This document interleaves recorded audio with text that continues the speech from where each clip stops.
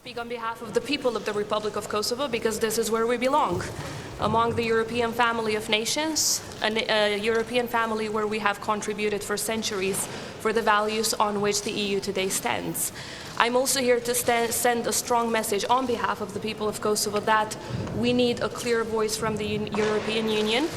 We need a united message from the European Union towards the Western Balkans, because the more space is left out for other malign factors, obviously they will use it. So hopefully we will hear a clear perspective today from all the EU member states. On Bulgaria and Macedonia, please, comment. Do you agree with the bilateral element in the process? Obviously, this is for the people of North Macedonia and for the leadership of North Macedonia to speak. So we will hear their statements once they arrive. What I have to say is that we support the accession negotiations for both North Macedonia as well as Albania. I think it's about time that we all move ahead. The democratic countries of the Western Balkans, those that have shown to stand with EU values, need to move forward. So I really do hope that EU member states today will give that clear sign and message. Do you expect any progress on visa liberalization?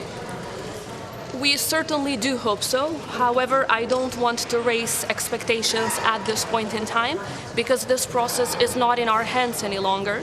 Kosovo has fulfilled all criteria when it comes to visa liberalization 4 years ago.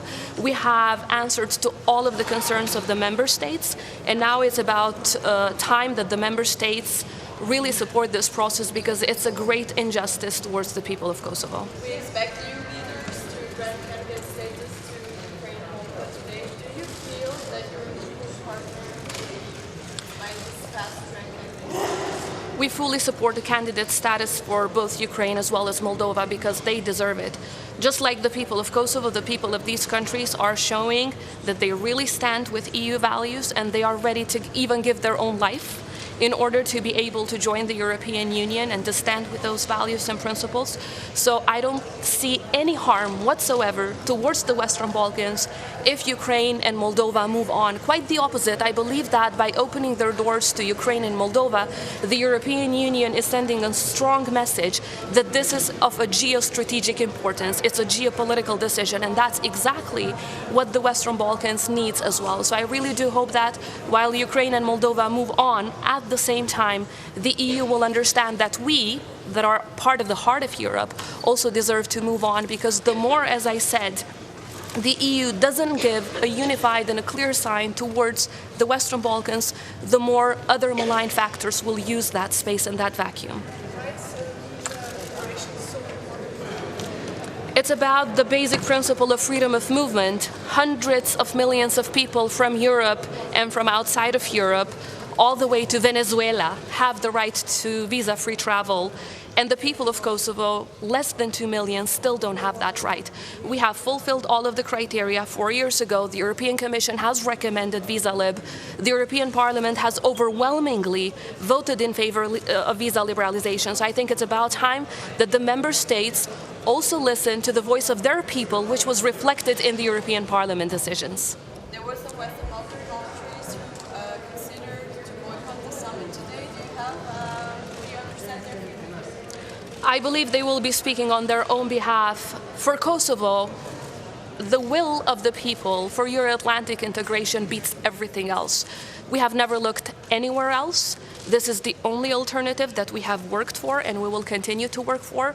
Our patience will not go grim. So for that reason, I believe that all of the countries of the Western Balkans deserve to be here today to express their views and express the voice of their people. And of course, those that truly are determined to walk on the EU path, they should move on.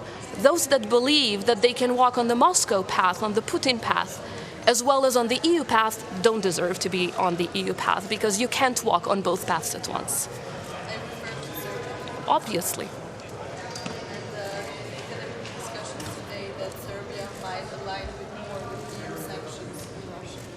Well, so far, and this is unfortunate, Serbia has not shown any willingness to fully align with the European Union on Russian sanctions.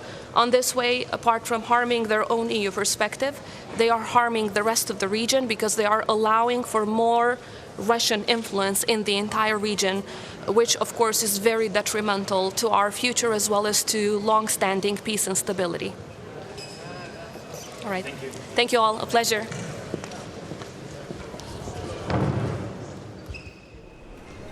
Edhe quam edhe një konferencë të shpejt për shtypje. Një prononcim po mediat kishte edhe interesim të gazetarëve për të pyetur edhe presidentën Osmani, ai ishte shumë i qartë apo jo në deklarimin e saj.